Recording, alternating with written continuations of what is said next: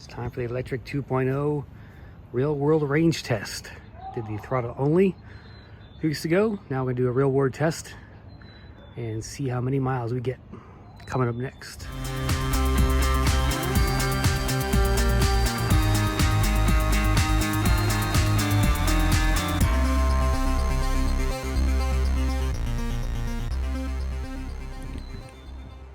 All right, so I did the throttle only test a couple weeks back, and we got what do we get? 20 miles on throttle only.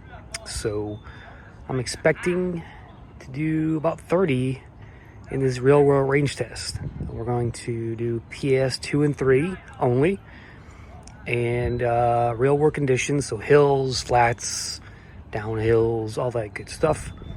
And I'm gonna try and do 15 miles today, 15 miles on day 2, and we'll see where we end up. Again, I'm a 175-pound rider. If you're heavier than me, your mileage will vary, of course. If you're lighter as well, it'll vary. But let's do this, guys. I'll come back with day 1 results and then show you day 2 and wrap it up with a final thought. All right, guys, so just finished the first day of testing. I just did 11 miles. It's a little chilly outside today, so I'll try and break this into 3 days. Actually, I'm gonna try to do 3 10-mile rides.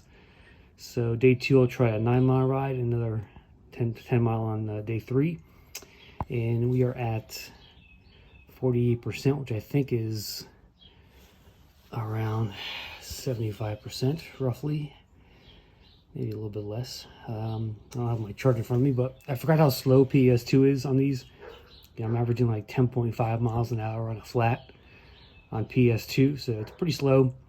You know, I did put it into 3 going up hills. I dropped down the shift to the gears to like 3, third gear, and went up the hills in PS3 and put it back into PS2 when I was on a flat or downhill. So that's what we got for today on day 1, and I'll see you on day 2. Thanks for watching. All right, day 2 of testing.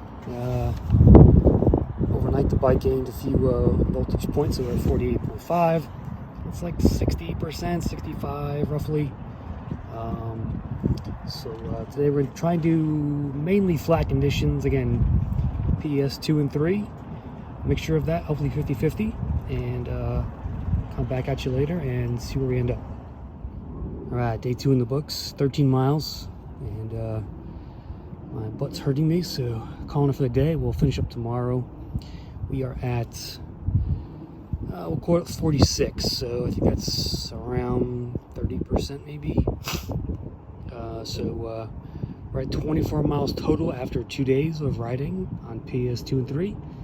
And I'll finish out tomorrow and see how far we can squeeze this last 4 voltage points, I guess.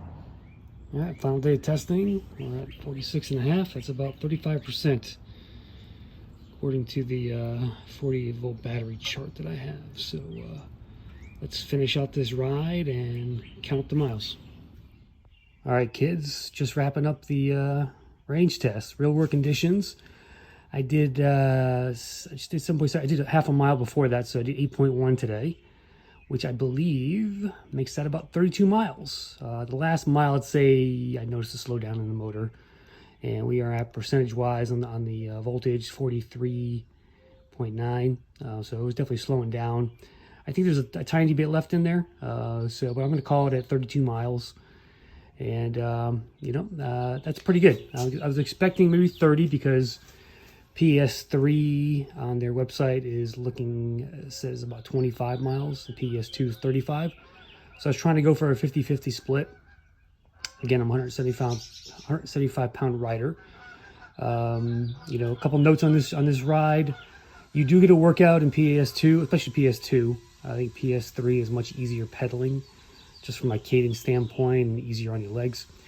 So you do give a bit of a workout, and it's a pretty good result though. So 32 miles, real world conditions on the Lectric XP, and hopefully you'll do the same. If you are significantly heavier or lighter than me, of course your results are going to vary. Of course, if you're much heavier, you're going to get less range.